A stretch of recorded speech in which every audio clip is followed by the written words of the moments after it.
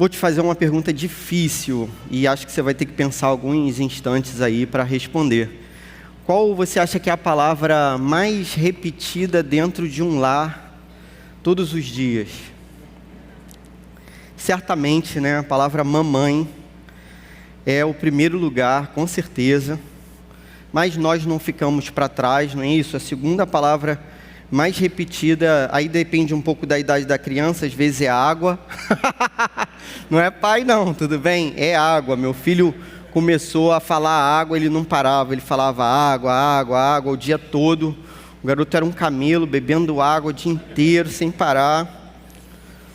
Às vezes a palavra é diferente também, né? A minha filha aprendeu a falar amém, porque ela entendeu que na hora da comida a gente orava e dizia amém e a comida entrava na boquinha dela. Então, meu irmão, ela ficava também o dia todo falando amém, amém, dentro de casa, tipo, vamos lá, estou preparado para comer. Dependendo da modernidade da sua casa, né, se for mais tecnológica, a segunda palavra mais ouvida dentro de casa é Alexa. Alexa, faz qualquer coisa. Aí a terceira, para toda honra, nossa, que somos pais é papai. A terceira, esses dias... minha filha, uma cena lá de casa, a gente estava sentado, eu e Raquel juntos, minha filha acordou, ela se dirigiu diretamente a Raquel, aí falou assim, oi mãe, tudo bem e tal, aí conversou alguma coisa com ela, aí recebeu alguma instrução, e saiu daquele local assim, como se eu não existisse mesmo, como se eu fosse um objeto do canto da sala, sabe, qualquer coisa assim. Quando a Raquel não está e ela tem que se referir a mim, a primeira pergunta que ela faz é, cadê mamãe? E aí eu digo, não tá tal. Aí ela começa algum tipo de contato, conversa comigo. Realmente as mães são amadas. E a Bíblia vai contar várias histórias que envolvem as famílias. Você vai entender, lendo Gênesis, por exemplo, que Deus criou o primeiro casal. Essa criação é interessante porque Eva é criada do homem, a partir do homem. Então Eva não tem mãe. Né? Eva foi uma mãe que não teve um exemplo de mãe para que ela seguisse ou rejeitasse, ela não teve esse exemplo. Ela foi verdadeiramente a única mãe de primeira viagem, né? A gente usa essa expressão, a gente que é um pouco mais experiente e tal, a gente usa essa expressão, mãe de primeira viagem, que é aquela mãe, né, que faz tudo bonitinho, tá tudo dentro do protocolo, aí dependendo da quantidade de filhos, né, o segundo filho já... vive qualquer coisa, o terceiro então é largado e Deus proteja, e se sobrevive, né, graças a Deus, está tudo certo. Eva foi mãe, realmente, mãe de primeira viagem, foi uma mãe sem referencial, parece que o nome dela muda, né, num primeiro momento Adão a chama de varoa, né, porque vem do varão, e aí depois, aí ele faz aquele poema bonito, carne da minha carne, osso dos meus ossos. E aí, por fim, como ela tem filhos, ele vai dar esse nome a ela, já no capítulo 3, ele dá o nome para Eva de Eva, que significa mãe, né? Seria mãe de muitos. Deus constrói aquela família, o pecado destrói aquela cena inicial, e aí Deus escolhe uma segunda família, uma segunda mãe, que seria Sara, e aí finalmente essa mãe seria mãe de nações abençoadas, muitos povos seriam abençoados pela geração de Sara. A gente sabe que isso tudo se complementa em Jesus e se fundamenta e resulta em Jesus no final das contas. Então, assim, aquela promessa que foi feita para Eva, né, que a semente de Eva pisaria na semente da serpente, lhe feriria a cabeça e essa lhe feriria o calcanhar. Então, esse é Jesus, e a gente sabe que a semente que abençoaria todos os povos era Jesus, a semente de Sara. Essas histórias são contadas, o povo de Deus se forma, e um dia o povo de Deus vai formar uma grande nação. A gente está então no capítulo 20 de Êxodo, momento em que Deus apresenta para o seu povo os 10 mandamentos.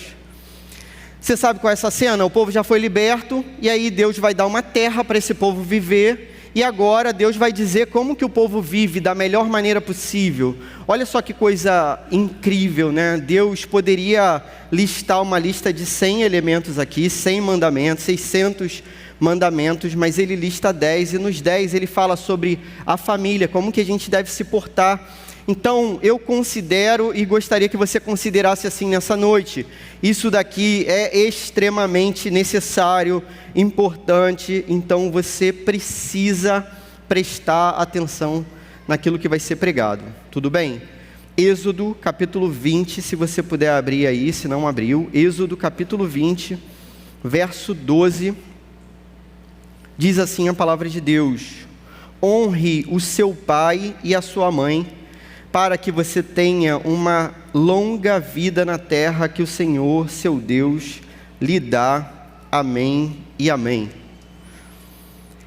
Esse mandamento, ele é apresentado pelos estudiosos como o preâmbulo, assim, a introdução, a explicação inicial daquilo que viria depois. Não sei se você se recorda, mas Moisés tem 2 tábuas da lei na mão. Acredita-se que a primeira tábua falava da relação verticalizada, homem com Deus, e a segunda tábua falaria da relação horizontalizada, nós com as outras pessoas. E Deus começa a tratar essas relações horizontais, interpessoais, sociais dentro de casa. Então essa é a base para que tudo vá bem fora de casa também. E aí não é à toa que o mandamento diz algo interessante. Essa é a primeira lição do texto aí que eu gostaria que você guardasse. Honrar os pais é um mandamento com promessa. Honrar os pais é um mandamento com promessa. O que isso significa? Paulo, quando lembra da lei do Antigo Testamento, ele vai citar esse mandamento na carta aos Efésios, e ele vai dizer que esse é o primeiro mandamento com promessa. Porque existe uma promessa aqui, você reparou, de vida longa. Poxa, mas como assim? Como que isso ocorre? Qual é a lógica disso? Eu honro o pai e mãe e eu vou viver mais tempo por causa disso? Realmente é assim. Olha só que coisa impressionante. Existem algumas razões para isso acontecer. A primeira razão para você viver mais honrando pai e mãe é que em Deuteronômio capítulo 21, verso 18 a 21, diz assim, olha que texto impressionante e terrível ao mesmo tempo. Deuteronômio 21, 18 a 21. Se alguém tiver um filho teimoso e rebelde, que não obedece à voz de seu pai, nem à voz de sua mãe, e mesmo quando castigado, não lhes dá ouvidos, seu pai e sua mãe o pegarão e o levarão aos anciãos da cidade, junto ao portão daquele lugar, e dirão: este nosso filho é rebelde e teimoso, não dá ouvidos à nossa voz, é comilão e beberrão. Então todos os homens da cidade o apedrejarão até que morra. Assim vocês eliminarão do meio de vocês o mal. Todo Israel ouvirá e temerá. Amém. E é difícil dizer amém aqui nessa parte do texto. Imagine uma sociedade que tem uma lei assim. Você acha que os filhos vão ser rebeldes diante dessa sociedade aqui? Você acha que vai ter aquele filho respondão, aquele filho que grita, aquele filho que agride os pais? No capítulo 21 vai ter uma explicação maior dessa lei, capítulo 21 de Êxodo. E aí você vai reparar que Deus vai dizer aqui para o seu povo como lei o seguinte, que se um filho ferir o pai ou a mãe, ele tem que ser apedrejado, e se o filho amaldiçoar o pai ou a mãe, ele tem que ser apedrejado da mesma forma. Eu sei que isso é duro pra caramba, eu tenho filhos, eu amo meus filhos, mas o que a gente não entende como significado da lei, e a gente não entende na nossa vida prática geralmente, é que o que a lei está fazendo é dramatizando pra gente aquilo que Deus estabeleceu desde o início. A rebeldia, a rebelião, a desobediência traz morte. Deus falou isso lá na primeira aliança que ele fez com Adão. Ou seja, é como se Deus desenhasse, não tem esse meme agora? As pessoas não entendem, é preciso desenhar. A lei está gritando nos nossos ouvidos, isso é sério. Respeitar e honrar pai e mãe é coisa séria. Isso, se não acontece, é caminho de morte, ou seja, desrespeito aos pais e às mães é caminho de morte, e desobediência é igual a morrer. É esse o princípio da lei, e esse é um princípio importante. Segunda razão para isso estar sendo colocado como vida longa, então não sei se você entendeu claramente, né? A pessoa não vai ser apedrejada, então ela vai ter chance de viver. Beleza? Ela não está buscando a morte. porque desobedecer é buscar a morte. A segunda razão para isso, nesse momento, é a seguinte, que a vida prolongada se dá pelas decisões acertadas. Então, ainda que a pessoa não seja apedrejada, quando ela não ouve, leva em consideração e acata o exemplo dos pais, a ordem dos pais, o conselho dos pais, essa pessoa segue, na verdade, um caminho de morte. É isso que a Bíblia está falando para a gente. Então, desobedecer os pais é optar por se colocar numa situação vulnerável, por sofrer violência, por ser acometido de algo que possa ser considerado até mortal. Pais, estejam atentos aos seus filhos. Tudo bem? Essa correlação aqui, daquilo que está sendo colocado, é familiar e bilateral, tem duas partes. Então tem a parte dos filhos, que é a galera que vai sofrer mais aqui nessa pregação, mas tem a parte dos pais também, daquilo que os pais têm que fazer. Os pais precisam ficar atentos aos conselhos que os filhos ouvem. Então, você guia o seu filho no caminho que ele deve andar, e guiando o seu filho nesse caminho, ele não se desviará. Você no caminho, ele no caminho. Os dois no caminho não se desviam. Você precisa estar como pai, como mãe, no caminho também. Por outro lado, a partir do momento que você aconselha o seu filho recebe aquilo como algo que venha de Deus, que parta de Deus, mas logo depois que ele cresce, ele ouve outros conselhos. O Salmo número 1 vai fazer essa distinção para a gente: há o conselho de Deus, da lei de Deus, e há o conselho do ímpio, daquele que não segue a Deus.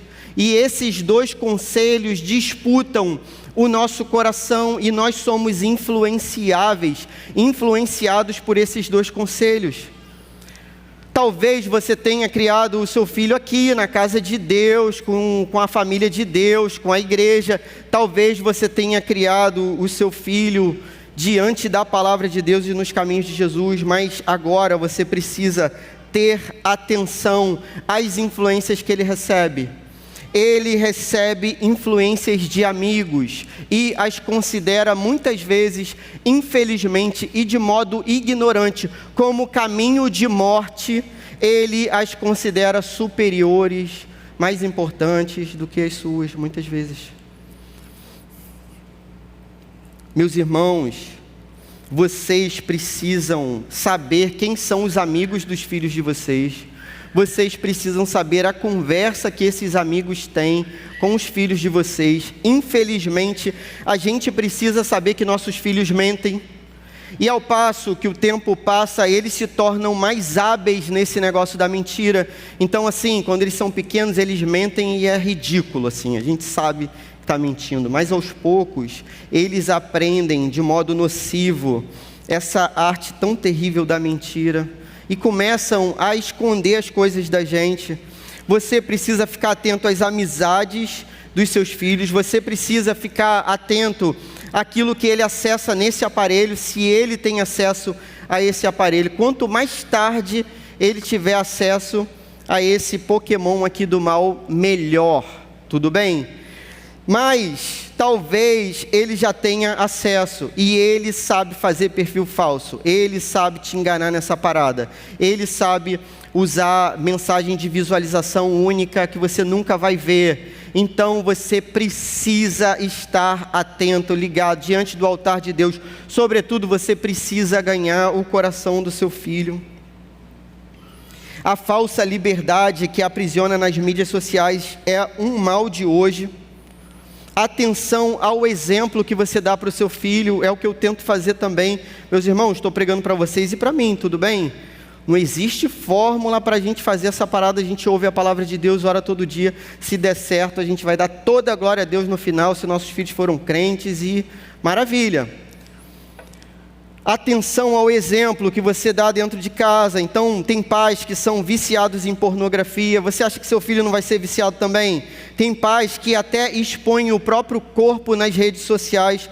O que esses pais estão ensinando para esses filhos? Qual o valor que eles estão tentando repassar para esses filhos? Tem pais que tiram foto do próprio corpo sem roupa, aquilo que é chamado de nude, e enviam para outras pessoas.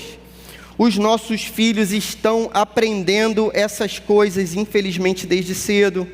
Se você prefere o dinheiro às pessoas, ele aprende. Se você é violento, ele aprende. Se você terceiriza a educação, ele aprende que isso não tem muita importância. Se você está viciado em qualquer coisa, tem tecnologia, ele vai achar que aquilo ali é importante também para a vida dele. De um modo mais prático. Pais, nós falhamos muitas vezes quando os nossos filhos são corrigidos, e isso é caminho de morte, é o que a Bíblia está dizendo. Isso é caminho de morte. Então, por exemplo, a escola pune os nossos filhos por mau comportamento. Muitas vezes os pais, em vez de agirem em função daquele negócio que o filho fez de errado, vão à escola reclamar com a escola, reclamar com o professor. Eu trabalhei como professor durante muitos anos. Eu vi esse quadro inúmeras vezes. Moleque aterrorizando a escola, e o pai vem para a escola defender aquele moleque, passar a mão na cabeça, passar pano na situação que está totalmente equivocada. A Bíblia está gritando para a gente, isso é caminho de morte, lá na frente ele vai morrer, você não está entendendo? A igreja é uma autoridade sobre a vida dos nossos filhos. Quando eles ficam maiorzinhos, eles infelizmente podem ser disciplinados pela igreja. Então a igreja, os pastores chamam, conversam, exortam, às vezes aplicam a disciplina que é a disciplina da igreja, a disciplina eclesiástica. E aí os pais, em vez de corrigirem os filhos, ficam perguntando para os pastores por que eles estão disciplinados, achando que é difícil demais, achando que é terrível demais e duro demais. Meus irmãos, a gente está gritando na orelha do teu filho para ele não morrer, para ele não tomar o caminho que a Bíblia está dizendo que é o caminho errado. E não é só a morte, o problema não é só a morte de agora não, meus amigos, é a morte eterna. É isso, no final das contas, ser apedrejado é moleza. O problema é passar a eternidade no inferno. Esse que é o problema, é disso que nós estamos falando. Então quando a gente vê a Bíblia falando de apedrejamento e a gente fica incomodado, não, está falando de céu e inferno. Está falando de vida eterna com Deus ou vida eterna no inferno. É isso. Meus irmãos, nós precisamos educar os nossos filhos de acordo com a palavra, dentro da honra da palavra, dentro daquilo que ela ensina para nós. Essa é a tarefa que Deus deu para a gente. Às vezes a sociedade no futuro, na pior das hipóteses, vai punir o nosso filho. Tem filho que comete crime, infelizmente, só que aí os pais tentam proteger desse tipo de punição, da punição da lei, e isso é, na verdade, escolher o caminho da morte eterna. A terceira razão para isso ser vida longa é que isso demonstra o cuidado com os idosos. Então, a honra aos pais é você cuidar dos seus pais até eles partirem, até eles envelhecerem e partirem. E isso vai servir como exemplo para a próxima geração. Por isso que isso é colocado como vida longa. É assim, poxa, se meus filhos me veem cuidando dos meus pais, provavelmente eles estão aprendendo a fazer a mesma coisa. E no futuro eles vão cuidar de mim. Lembra que nesse tempo aqui, não tem fraude do INSS, nesse tempo aqui. Por quê? Porque não tem INSS. Nesse tempo, não tem bolsa nada, não tem auxílio nenhum. Então, geralmente, quando você não conseguia mais trabalhar, você dependia financeiramente das pessoas que você gerou. E por isso que esse mandamento é colocado como vida longa. Em última instância, a vida longa é vida eterna na terra de Deus, é vida longa com Deus na terra de Deus. Então é isso que a lei está falando. Olha só, se você honrar seu pai e sua mãe, você vai ter vida eterna diante de Deus. É assim.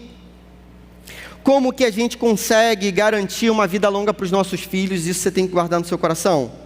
Você precisa deixar bem claro na sua casa: quem manda e ensina, quem obedece e aprende. Nós fomos influenciados pela maldita pedagogia do Paulo Freire. Eu fui também, eu tenho diploma de educação.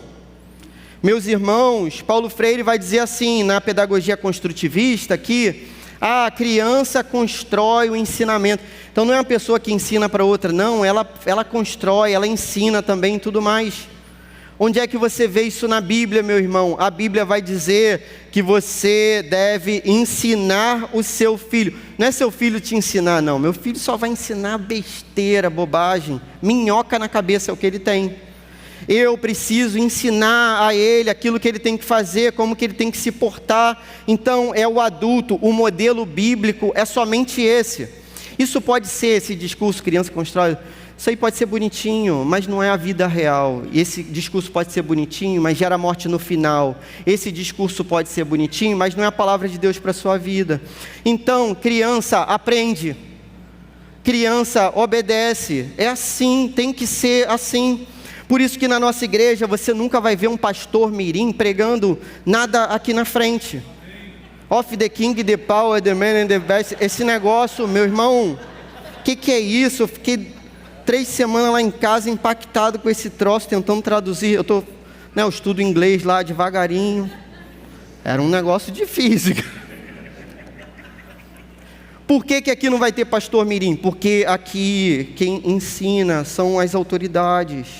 E isso foi colocado pela palavra de Deus. Na sua casa você é autoridade, você que é adulto. E a criança, ela precisa ser ensinada, guiada.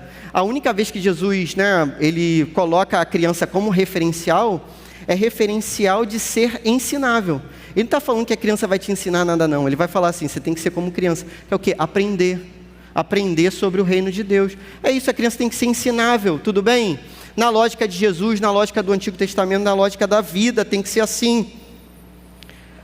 Bom, beleza, a gente entendeu o que é vida longa, por que é vida longa comparado com esse mandamento, mas como é que a gente faz para honrar mesmo os nossos pais? A palavra que é usada aqui é a palavra kabod. Tem aquela passagem da Bíblia de 1 Samuel capítulo 4, em que os filisteus atacam Israel, vocês lembram dessa passagem? Aí eles pegam a Arca da Aliança e levam embora. E aí quando eles levam a Arca da Aliança, o mensageiro vai contar para Eli, que é profeta, assim, olha, seus filhos morreram e a Arca foi levada pelos filisteus. E aí Eli vai morrer naquela cena e tal, e é dito naquele momento assim, Icabode, que significa a glória de Deus se foi, a glória de Deus não está mais no nosso meio. Cabode significa, esse verbo honrar, significa glória, peso de glória, gloriar. Então a ideia aqui é que você deve tratar aquelas pessoas que te criaram, que foram seus responsáveis, seus pais, você deve tratá-los com toda a honra, como se você estivesse fazendo para Deus, porque no final das contas você está fazendo para Deus, e o Novo Testamento vai ser claro nisso. Então olha só, ninguém pode cumprir o 4º e o 5º mandamento, esse é o 5º, se não cumprir o 1º. O 1º mandamento é honrar a Deus sobre todas as coisas.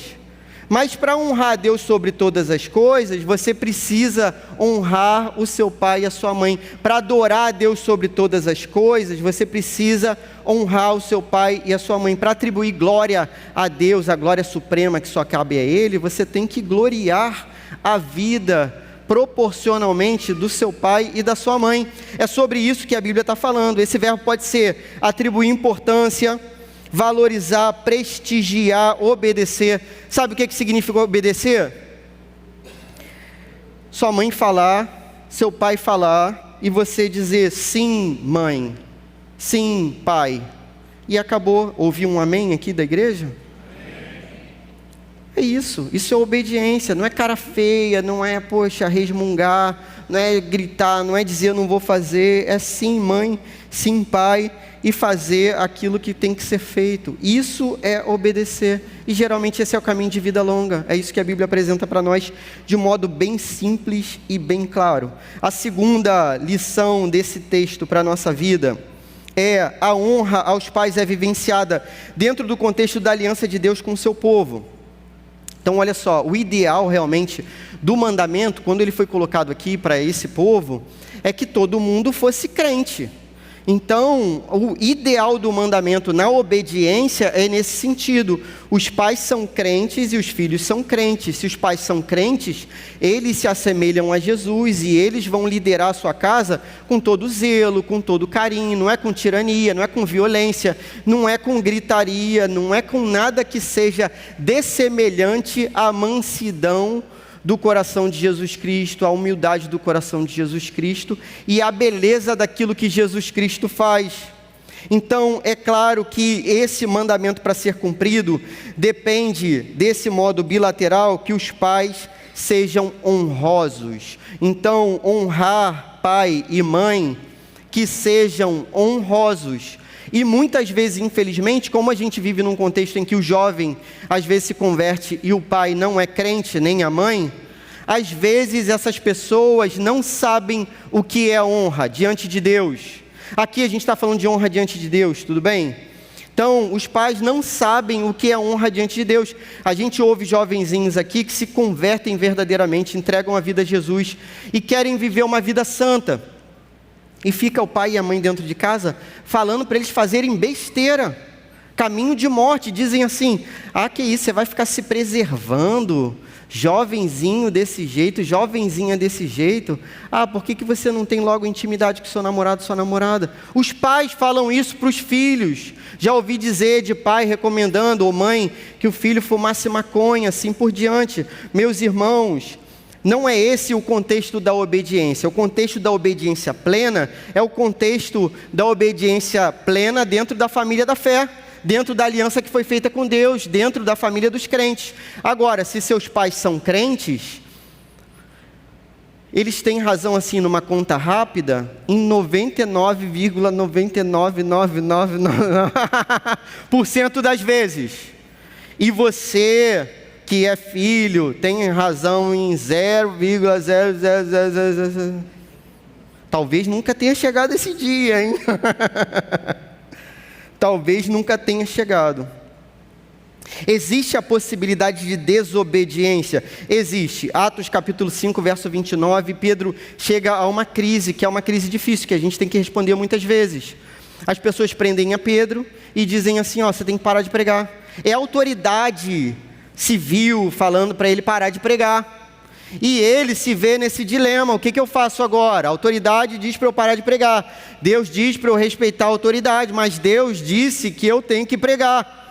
Como que eu respondo a isso? E ele responde de modo simples: o que vale mais, eu fazer a vontade dos homens ou fazer a vontade de Deus? Então, meus irmãos, se seu pai recomenda que você tenha uma vida de promiscuidade, poxa, o que vale mais, você fazer a vontade de um homem ou fazer a vontade de Deus? E no final, se Deus quiser, ele se converte, ele vai entender que você tomou a melhor decisão da sua vida.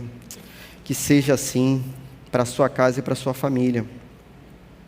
Os filhos obedecem na condição dos outros mandamentos. Então Deus está acima de todas as coisas. O pai e a mãe não são Deus também não, tudo bem? Então o pai e a mãe são representantes da autoridade de Deus dentro de casa. Mas os filhos obedecem a Deus sobre todas as coisas e adoram a Deus sobre todas as coisas. Essa é a regra imposta por Deus. Tem um outro lado também da história. Ah, meus pais são crentes, eu vou obedecê-los para sempre. Não. Existe uma fase na vida que é a fase bônus. Quando eu jogava Mario, né, o Super Mario, aí você ia lá lutando aqueles negócios todos. Mas tinha uma fase que era só pegar estrelinha, sabe? Aquele que você pega estrelinha, vai ganhando vida, aquelas fases assim maravilhosas. Então, a vida pode chegar nessa fase bônus. Qual é a fase bônus? Você saiu de casa, acabou, né, aquele problema, aquela crise dentro de casa, você saiu de casa e agora você vive independentemente dos seus pais. E agora, nessa fase bônus, é tudo alegria, é só alegria. Cada um cuida da sua vida, beleza? Então, depois que você sai de casa, seus pais não mandam em você. Tudo bem? É cada um no seu quadrado. Você manda no quadrado lá e eu mando no quadrado daqui. Mas isso não significa falta de respeito. Então, eu vou ouvir, vou considerar, vou levar em consideração, porque pode ser algo muito proveitoso aquele conselho, mas não é a pessoa que diz se a luz acende na minha casa, apaga, se entra, sai, se eu... Tem um negócio engraçado, né? A gente é da geração raiz, a gente é raiz. Aí, o que acontece? A gente foi criado como? Os pais batiam na gente mesmo, né? Era tipo vale tudo, luta livre. Antigamente chamava telecat, né? Hoje chama WWE. Aí descia o couro, a gente apanhou demais. Aí quando eles viram a voz, eles ficam assim: um tapinho que você deu. A criança, Aí já fica assim: meu filho, não faz isso não. Você carrega aquela marca, né, a vida toda. Não faz isso não, meu filho. Bate nelezinho não, tadinho, ele não sabe o que é isso. Na fase bônus é só alegria, beleza? É curtir, é se dar bem, é contar história repetida pela milésima vez e achar graça dessa história repetida pela milésima vez. Ouvir seus pais com atenção, avaliar, temer a Deus sobre todas as coisas. Mas existe um limite para a obediência nessa fase bônus aí, tudo bem? Como que a gente aplica essas questões à nossa própria vida? Meus irmãos, a Bíblia nos ensina a temer a Deus e honrar os nossos pais. Então, tema a Deus e honre seus pais. No início do cristianismo, aconteceu uma revolução que foi uma onda de conversões em massa, e ela se deu não necessariamente pela pregação do Evangelho, mas pelo testemunho da igreja. Tinha um negócio no mundo antigo que era assim: o Império Romano dominava, os bárbaros atacavam o Império Romano. Os bárbaros entravam e sequestravam pessoas, levavam de volta e pediam resgate.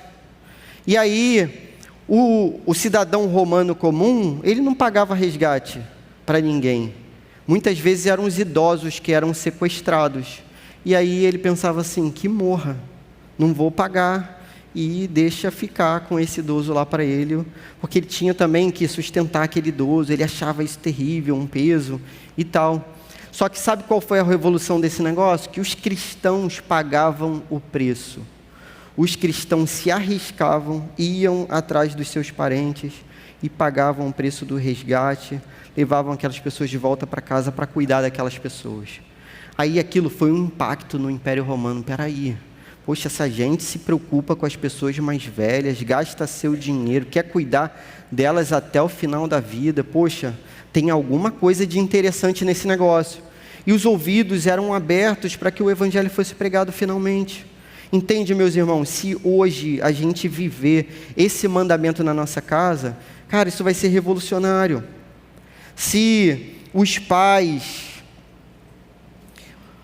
respeitassem os seus filhos, se os pais não provocassem a ira dos seus filhos, se os pais amassem os seus filhos a ponto de dizer não para algumas coisas, se os pais agissem dessa maneira, se os filhos obedecessem aos pais sem resmungar, sem reclamar, sem má vontade, sem enganar os seus pais estão protegendo vocês. A partir do momento que vocês mentem para os pais, eles não têm mais como te proteger. Se meu filho diz: eu vou ao cinema, e vai para outro lugar, eu estou acreditando que ele está no cinema, só que ele está em outro lugar, e aí? Ele está exposto à morte que está sendo gritada aqui no Antigo Testamento. É sobre isso que as coisas estão sendo ditas. Filhos, obedeçam os seus pais, abram a vida de vocês para os seus pais, para que vocês não morram cedo.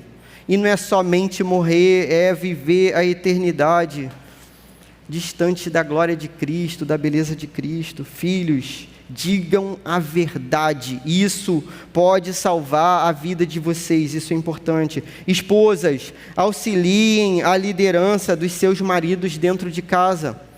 Não pode um tirar a autoridade do outro, tudo bem? Um tem que combinar antes, tira pedra, papel, tesoura, vê quem vai dar a ordem, vamos até o final naquele negócio ali. Esposas, auxiliem seus maridos a serem líderes da vida de vocês também. Esqueçam essa baboseira feminista que foi ensinada para você a vida toda. Esqueça.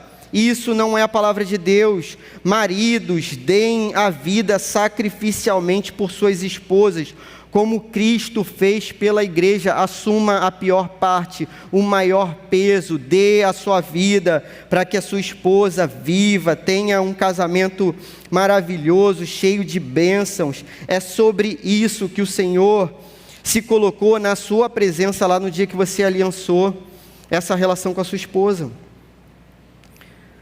Se você não pode desfrutar da presença da sua família hoje, se você não tem parentes, se você está sozinho, esses mandamentos são para vocês também. Só que você pode vivenciar isso dentro da família de Cristo, dentro da igreja. Nós somos a sua família. Você não está sozinho, nunca estará. Jesus sempre contigo. Nós, igreja, sempre contigo também.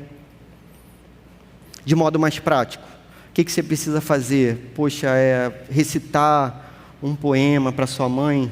Eu lembro que quando eu era criança, eu cantei uma música do Aguinaldo Timóteo. É coisa velha, hein, gente? Aguinaldo Timóteo. Alguém já ouviu falar? E aí depois a música foi regravada pelo Giliardi. Ó que nome, Giliardi.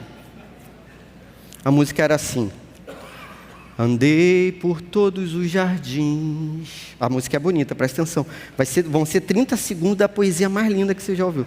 Andei por todos os jardins, procurando uma flor para lhe ofertar. Em lugar algum eu encontrei a flor perfeita para lhe dar. Ninguém sabia onde estava essa flor mimosa perfeição. Ela se chama flor mamãe e só nasce no jardim do coração. Eita.